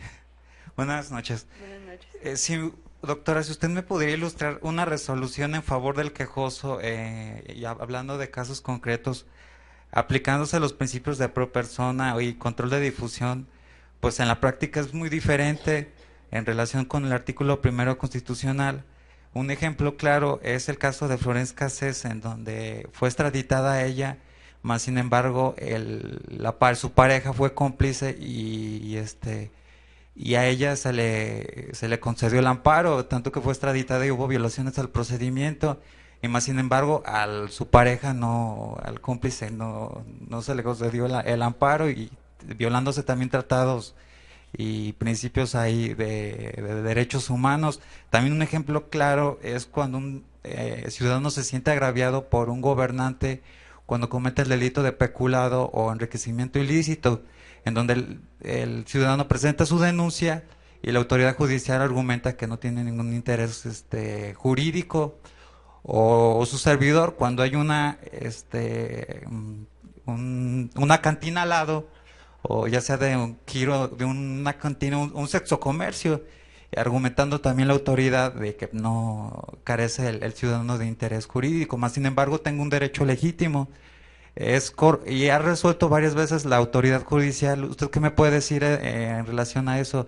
¿Es corrupción? ¿Es ineptitud? Yo cuento con copias donde menciona, se argumenta y eso la autoridad, el juzgador. ¿Usted qué me podrá comentar sobre eso? Sería todo. Gracias. ¿Ya? Ok. Bueno, empiezo rápidamente porque creo que ahora sí nos quedan unos pocos minutos en este asunto. A ver, déjenme empezar con esto de la línea rígida. Sí, sin duda, pues hay una línea rígida. Eso fue lo primero que yo les dije. Y déjenme... Ay, ya hice algo. Que está sonando todo esto. No, creo que era el de allá. Claro que hay una línea rígida, y es una línea rígida, parte de mi investigación doctoral, y por eso se los cuento, ha sido analizar los derechos de debido proceso durante, ni siquiera nada más el constitucionalismo, sino desde el derecho, desde la colonia, básicamente. Así en paréntesis, aquí está mi esposo, entonces le tengo que agradecer las horas de esperarme haciendo la tesis, porque han sido muchas horas de hacer la tesis y el pobre las ha sufrido mucho. Sí, bravo, al esposo. Pero la verdad es que una de las cosas que más me ha sorprendido es que una vez el doctor, creo que fue el doctor Pedro Salazar o el doctor Lorenzo Córdoba, no recuerdo bien, decía, esta es una reforma que nos debíamos desde hace 150 años, es decir, desde la Constitución de 1857, en donde desaparecimos esta dualidad de los derechos humanos y las garantías individuales, etcétera. Yo estoy de acuerdo con él, pero después de la tesis dije, esta es una reforma que nos debíamos de toda la vida jurídica de México. Y en ese análisis de verdad me he dado cuenta que estamos tratando de ir en contra de algo que nos trataron de convencer durante siglos que era completamente equivocado. Es decir, hay un historiador que se llama Carlos Garriga, que es maravilloso, que dice, los jueces de la colonia, estos jueces que casi hemos satanizado porque eran antes de los códigos y porque esos jueces que eran arbitrarios y tomaban decisiones, decía, eran unos verdaderos magos al construir sentencias, ¿no?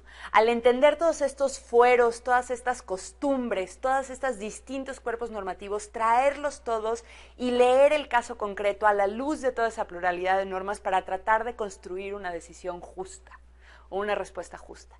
Tiene un párrafo en un libro que se llama La historia de las constituciones, que yo las leí y decía, claro, a mí por lo menos durante mucho tiempo me dijeron, el gran avance es que tenemos constituciones y códigos, porque esa época horrible antes de la independencia, ¿no? En donde esto era los jueces, el dominio de los jueces, y es que eso es lo que nos han convencido, que está muy mal que el juez construya decisiones y que el juez busque la solución justa para el caso, porque el juez aplica la norma, punto.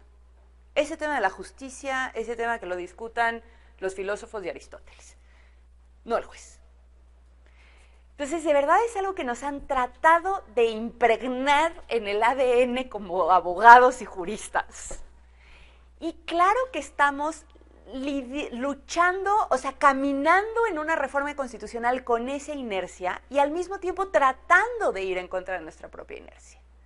Y yo se los digo en particular, ¿no? Los jueces obviamente hay jueces que nos han dicho, llevo 30 años haciendo sentencias y ahorita me dicen que está mal la forma en la que yo hago una sentencia.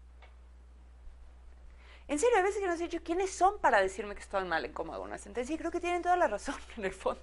Yo a veces digo, lo que tenemos que hacer es un proceso de terapia colectiva en la comunidad jurídica para vivir un duelo, enfrentarnos a lo que estamos tratando de hacer y después tratar a ver si logramos seguir para adelante. Pero es un reclamo válido. En serio pensábamos que en un año íbamos a dar carpetazo, es una locura. Y una de las cosas que dice... perdón, les digo que soy pésima, Eduardo Alduante, creo que ese es el nombre, un investigador chileno que estudia precisamente el tema del neoconstitucionalismo y dice, uno de los retos, o uno de los peligros más claros del neoconstitucionalismo es operar todas estas nuevas fórmulas que nos da el neoconstitucionalismo en la misma lógica en la que veníamos operando antes. Y creo que eso es exactamente lo que nos está pasando. Entonces, la ponderación, por ejemplo, que decían, la ponderación, esta fórmula novedosa en México. La primera sentencia más o menos de ponderación es de 2004 de hecho, creo, y había un problema con el principio de el test de igualdad y el test de ponderación, que no estaba muy claro cuál era cuál. De 2004, en otros países, la ponderación viene de los 60 y los 70. Y la ponderación, honestamente, y eso también lo hemos discutido muchísimo con gente de la Suprema Corte, la misma Suprema Corte la hace con una visión absolutamente formalista. Hay un fin constitucional y por lo tanto es razonable y proporcional. ¿De qué me habla? ¿Cómo que la razonabilidad y la proporcionalidad se derivan del fin constitucional si son ejercicios separados que se tienen que analizar? Y claro, desde eso uno no entiende cómo la ponderación puede dar resultados distintos en casos distintos. ¿En dónde va a estar el resultado distinto? Porque les falta todo el último, ejercer realmente la última parte de la proporcionalidad, que es en donde, sobre todo, es en donde se puede ver el resultado distinto en los casos distintos. Entonces estoy completamente de acuerdo y creo que es un gran reto al que estamos. Ahora, a mí esto también me lo preguntaban mis colegas cuando yo planteaba mi posición optimista frente a la contradicción de tesis, y parte de lo que yo les decía es, claro, el Poder Judicial es como un transatlántico. Estamos tratando de mover a un transatlántico que trae amarrados otros 3 transatlánticos atrás. Es una institución compleja, en donde hay procedimientos establecidos, en donde hemos escuchado que hay jueces que están siendo sancionados, porque el Consejo de la Judicatura está en un discurso que no es realmente el que tiene la Suprema Corte, porque las dos salas de la Suprema Corte están en 2 discursos distintos. Entonces uno, cuando dice eso le gustará o no le gustará a la Suprema Corte, primero hay que decir a cuál sala de la Suprema Corte, ¿no? O sea, esto se lo aprobará o no lo aprobará, pues depende de la sala a la que le toque, ¿no? A donde vayas. Entonces estamos frente a todo eso, pero creo que frente a esta gran estructura que va a ser bien difícil mover, yo decía, los académicos, y creo que es lo mismo para los litigantes, que creo que hay muchos litigantes, somos como unas lanchitas de motor alrededor del transatlántico y nosotros sí tenemos una movilidad enorme. Entonces ahorita lo que nos toca como académicos y como litigantes es alimentar con nuevas ideas y propongan y eso me lleva, bueno, a varias de todas sus preguntas, es propongan y que les digan que no a un argumento bien construido. Piensen también la carga que tienen los jueces. Para ustedes el caso que están viendo es el caso. El juez tiene otros, no sé cuántos expedientes enfrente de él. Y está acostumbrado a uno y fallamos y fallamos y fallamos. Yo creo que los litigantes, y por eso nos gusta mucho trabajar con litigantes, son los que ahorita tienen que poner los argumentos sobre la mesa. Y argumentos nuevos, y argumentos bien construidos, y argumentos que lleven al juez a cuestionarse y a decir, oh, esto sí suena a interdependencia de derechos. No esperen que el juez dé todo. Eso no ha sucedido en ningún lugar del mundo. Los litigantes han sido los grandes motores de los poderes judiciales y los académicos esperamos poder aportar un granito de arena, ¿no? Entonces creo que ahí hay una gran espacio. Déjenme nada más rapidísimo decirles, nuestros estudiantes en el CIDE litigan en la clínica de interés público que tenemos y ellos son básicamente los que llevan los casos. Nosotros, y sobre todo el director Javier Cruz, que tiene una vocación enorme de dirigir estos chavos, y el otro día estaban litigando un caso en Morelos sobre el sistema de divorcio necesario, porque era una pareja que tenía un problema de violencia intrafamiliar mutuo, tremendo, y la única forma en Morelos de divorciarse era a través de divorcio necesario con un juicio público. Y encima de todo, el juez les dijo, llegaron con el juez a decirle, llevamos 9 años en una violencia intrafamiliar espantosa, y el juez les dijo, pues está prescrita la acción, porque pues síganse peleando y síganse matando, porque ya pasaron 2 años desde que, 6 meses creo que era, 6 meses desde los primeros eventos de violencia. Entonces, una de las opciones que proponía otro abogado era pues que alguno de los dos se vaya de la casa y entonces se divorcian por abandono de hogar. Pero ellos decían, nosotros no queremos un juicio público. Eso es lo que no querían. No querían como pareja y como familia tener que pasar por un divorcio público. Era un divorcio absolutamente voluntario de las dos partes. Pero esa no era una posibilidad en Morelos. Estos chavos, nuestros chavos, y de verdad yo estoy sumamente orgullosa, terminaron haciendo un amparo en donde lo que argumentaban era desde el derecho a la libre asociación, el derecho a la vida íntima y que el Estado no podía forzar a una pareja a exponer sus problemas en un juicio público y el proyecto de vida. Ese caso lo ganaron en juez de distrito. Y era un tema de divorcio necesario. Cuando yo estudié familia en la universidad me aprendí de memoria las 20 causales de divorcio necesario con todas sus caducidades, de sus prescripciones. Nunca se me ocurrió que ahí había un tema de proyecto de vida. Aunque ahora sé que el matrimonio es el primer proyecto de vida que tienes que hacer. Eso fue un argumento innovador, bien construido, y el juez de distrito en Morelos les dio toda la razón y ahorita están en proceso de una reforma de todo el Código Civil en Morelos para quitar el sistema de divorcio necesario. Entonces, como les digo, esa viabilidad de los litigantes, creo que ahí está muchísimo de lo que tenemos que hacer. Perdón porque me extendí en esto, pero creo que era muy importante y en eso me lleva también a todas estas nuevas formas de educación legal. Nosotros ya tenemos una inercia, tenemos que reeducarnos y eso es complicadísimo. De verdad, yo llego a dar clases lidiando contra mi propia inercia y me sorprendo cada vez de los estudiantes. Están pensando en una forma, están pensando el derecho en una forma en la que creo que nunca la pensé y cada 3 clases me preguntan algo y les tengo que decir, no sé, te lo digo en 2 clases, porque déjame a ver cómo te contesto lo que me estás preguntando, pero de verdad me enorgullece que me pregunten cosas que no tengo ni idea de cómo contestarles, porque es que están pensando en forma distinta, y eso es lo que tenemos que hacer, pensar el derecho en forma distinta, pero es muy complicado, porque otra vez, venimos formados del sistema que estamos tratando, contra el que estamos tratando de ir. Y aparte es un sistema, perdón esto también que meta una cuchara política, pero también es un sistema que no va a ser un problema normativo. Era un sistema jurídico, de pensamiento legal, de pensamiento académico, que era perfecto para un sistema político que se quería mantener, para un status quo. Era un sistema legal que no cuestiona el status quo no es lo político, sino todas las normas y la forma de determinación del status quo. Entonces es aprender a usar una voz que nunca nos han dejado utilizar. Ni en materia legal, ni en materia, ni en materia política. Entonces, ¿qué se debe hacer, por ejemplo, con el arraigo? Alguien mencionaba el arraigo.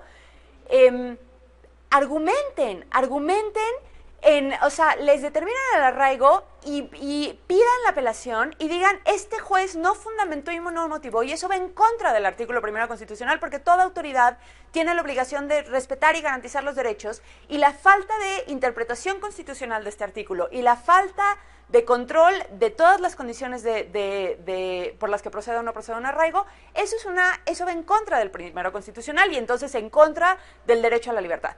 Para esto quería también leerles la convención, porque esto de que el arraigo es completamente contrario a la convención, o sea, contrario a la convención está bien, pero hay que pensar por dónde se argumenta, y por eso les decía que esto es un poco más complejo. El artículo 7, ¿verdad? Preguntaban del arraigo. El artículo 7.2 de la Convención Americana dice, nadie puede ser privado de su libertad física, salvo por las causas y en las condiciones fijadas de antemano por las constituciones políticas de los estados partes, o por las leyes dictadas conforme a ellas. Y entonces, eso dice, o sea, la Convención dice que las constituciones pueden establecer causas para limitar la libertad física. Y entonces, el problema es que abajo dice, nadie puede ser sometido a detención o encarcelamientos arbitrarios. Y si entendemos que la Corte Interamericana ha dicho que es arbitrario toda decisión en la que no se evalúa realmente en el caso específico si se cumplen las condiciones para privar de la vida, para que sea razonable privar, perdón, no de la vida, de la libertad de una persona, entonces si el juez no está motivando, fundando y interpretando la Constitución, es arbitraria la decisión. Y en ese sentido sí es contraria a la Convención y contraria a la Constitución. El principio de inocencia. No, hay muchísimas cosas, pero por eso les digo que es más compleja la construcción que nada más ir de entrada a decir algo. A argumentar. O sea, es que el artículo 7 se pelea con el arraigo. No, bueno, en realidad yo creo que los dos van mucho más de la mano de lo que parece. Por eso les digo que creo que hay que pasar a esto de construcción.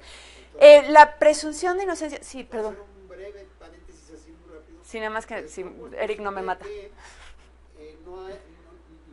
Vayamos a descartar totalmente el arraigo en un caso como el Menchito que acaban de agarrar en Guadalajara, donde lo agarran con millones de dólares, con cantidades estratosféricas de dinero, con municiones, suéltalo porque pues no... A ver, ahora, sí, eso es todo el tema de la eficacia de la investigación, ¿no? Y entonces queremos darles herramientas a nuestras procuradurías para que sean eficaces, no sé qué, etcétera. Nada más con la triste noticia de que el resto del mundo son eficaces sin arraigo. O sea, y aparte aquí los arraigan durante 90 días y después de todos modos pierden el caso, o sea, ni siquiera logran el auto de forma, ¿no? El auto de sujeción o el auto de formal, dependiendo de dónde estemos. O sea, ¿no? Esto es un... La estrategia es mucho más lo que le hicieron el Bester. La agarran por cualquier cosa y después, ya que lo tienen agarrado porque se pasó el alto, le construyen los otros casos. Eso es lo que normalmente hacen en otros lugares, ¿no? Se van por la cosa más fácil de probar, la que van a amarrar, la que les va a dar igual una sentencia de 1 año, pero no importa, con eso después tienen tiempo suficiente para armar los otros casos. Eso sí se hace muchísimo en otros países, muchísimo. Pero el mundo sobrevive sin la bestialidad de herramientas que le han dado a nuestras procuradurías. Y ni con esas.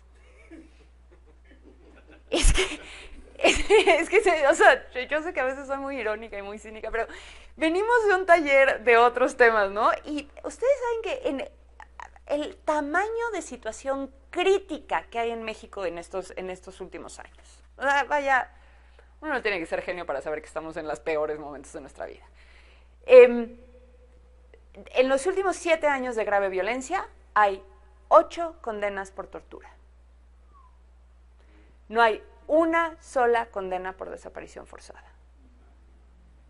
Cuando la Procuraduría General de la República reconoce 27,000 casos de personas no localizadas. De 27,000, que es la cifra oficial, no la cifra negra, la cifra oficial, no han logrado una condena. Pues arraigo y extinción de dominio y lo que quieran, no, nuestra eficacia de bateo está en -0. Entonces, o sea, yo creo que el problema está por otro lado. O sea, a mí más bien me parece que el darles todas esas herramientas, honestamente lo que les ha hecho es ser un poco negligentes y un poco descuidados con las investigaciones. O sea, en esta discusión de la geolocalización, y un ministro de la Suprema Corte decía, es que esto está muy bien, porque entonces el Ministerio Público ya va a poder localizar dónde está la persona sin tener que salir de esa oficina.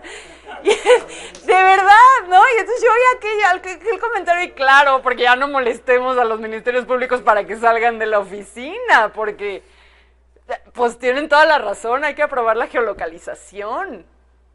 Ese era un argumento en la Suprema Corte.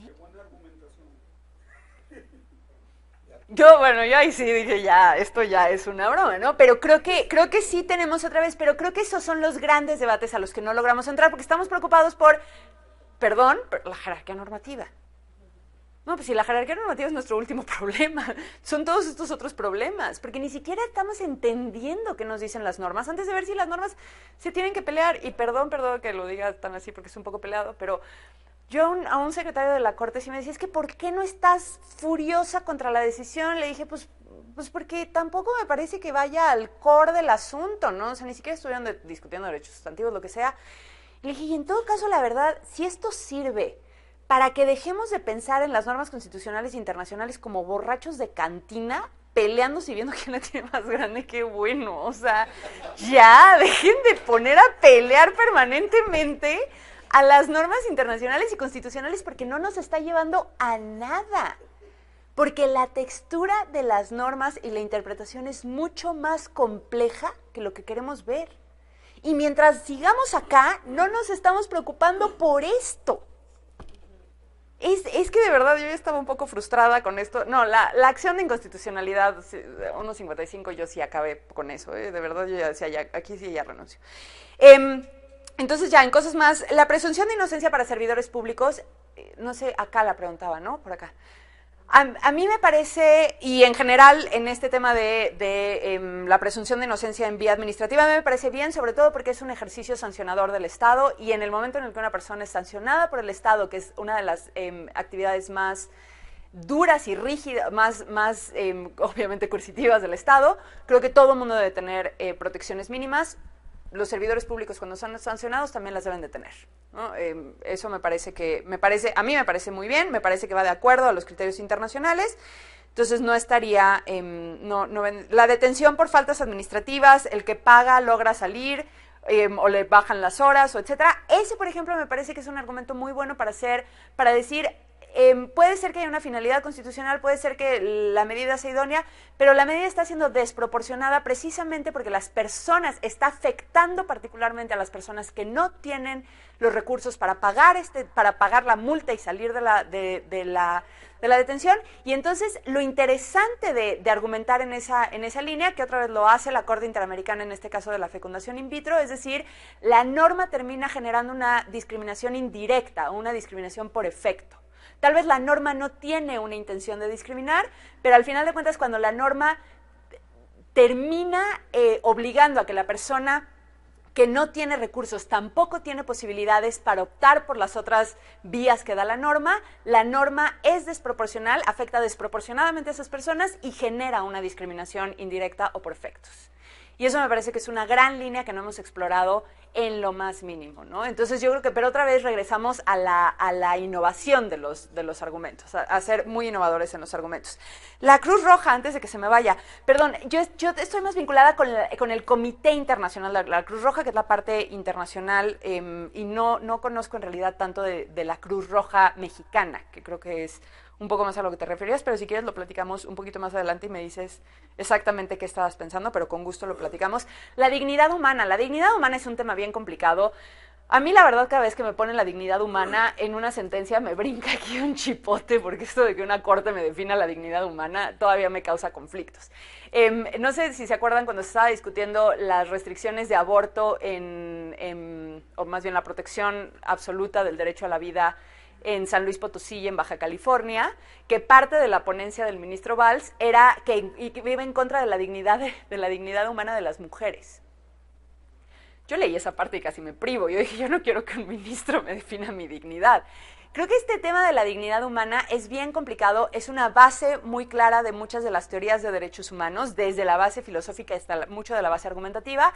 Creo que tienen razón algunas personas que dicen esa es una posición muy kantiana que lleva a un análisis muy complicado de las normas, de los derechos humanos, porque entonces los derechos humanos se vuelven estos mandatos absolutos, en donde, por ejemplo, ya es muy complicado analizar políticas públicas que tienen mucho más una finalidad de beneficiar a una colectividad más que entender a la persona como individual.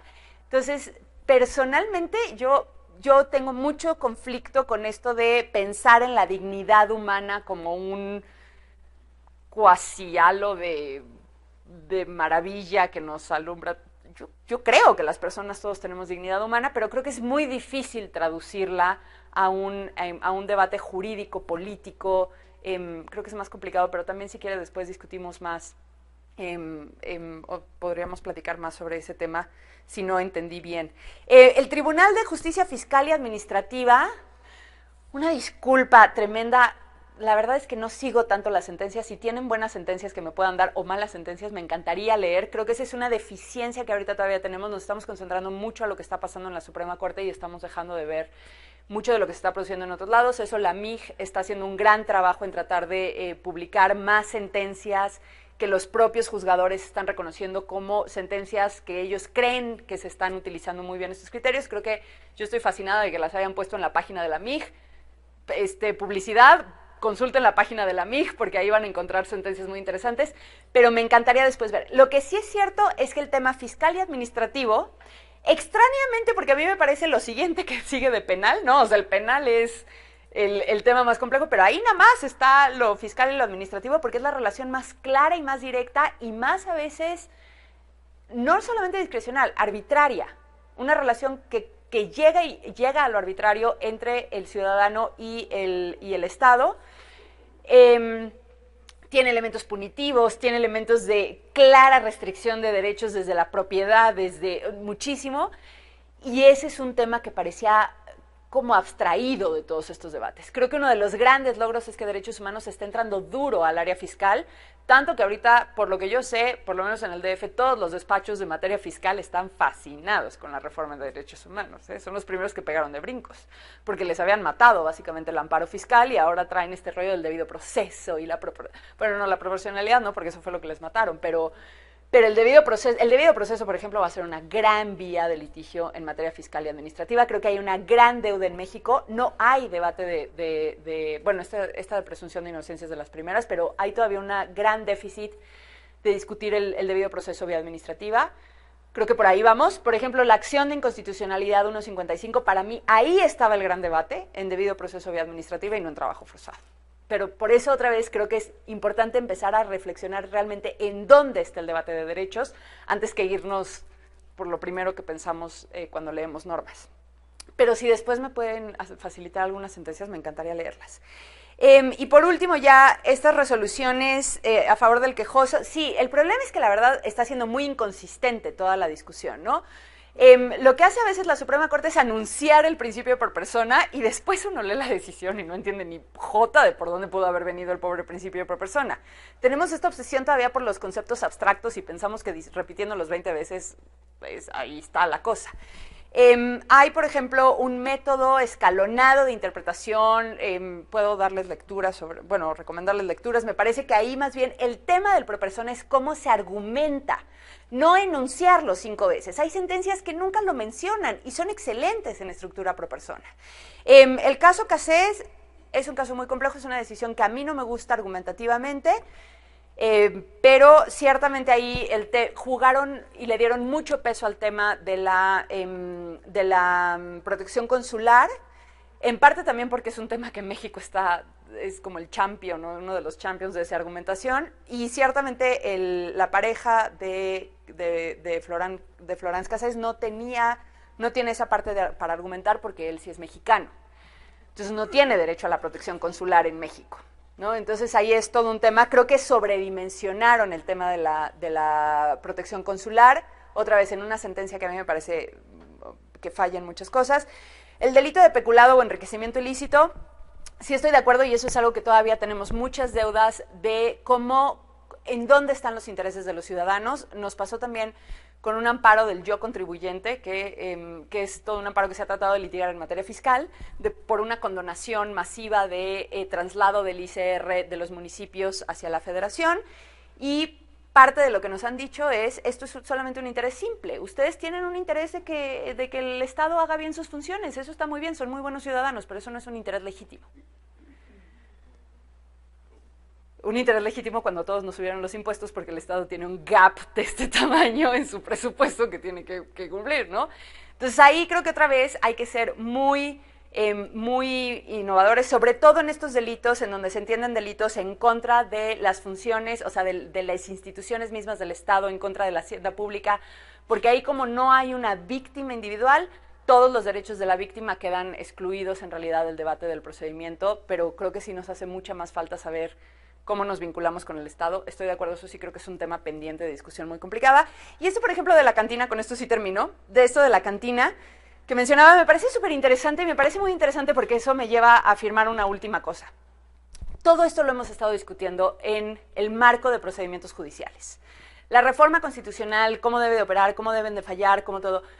Pero yo cada vez estoy más convencida que si realmente queremos proteger derechos humanos, la judicatura y llevar casos y casos y casos y litigar y litigar y litigar es la peor estrategia que tenemos. Los derechos humanos se empiezan a proteger y se empiezan a garantizar y a ejercer realmente abajo, en la política pública, en la negociación entre vecinos, en las autoridades que pueden ser constructores verdaderamente de ciudadanía, igual que los ciudadanos. Las cortes nacionales o internacionales deberían de ser el último resquicio, la última vía cuando de verdad algo falla estrepitosamente en todos los otros sistemas, ¿no? Hemos no despreciado, pero dejado de lado y nos hemos alejado del debate de cómo construimos una sociedad desde inicio, de cómo entendemos una relación con los vecinos y de cómo la autoridad tiene que irse a sentar a tratar de entender los problemas vecinales para construir una política pública en donde todo el mundo entre, y ahí es en donde creo que realmente se van a ver los derechos humanos reflejados en el día a día de las personas. Si pensamos que todo va a ser vía amparo, estamos muy equivocados.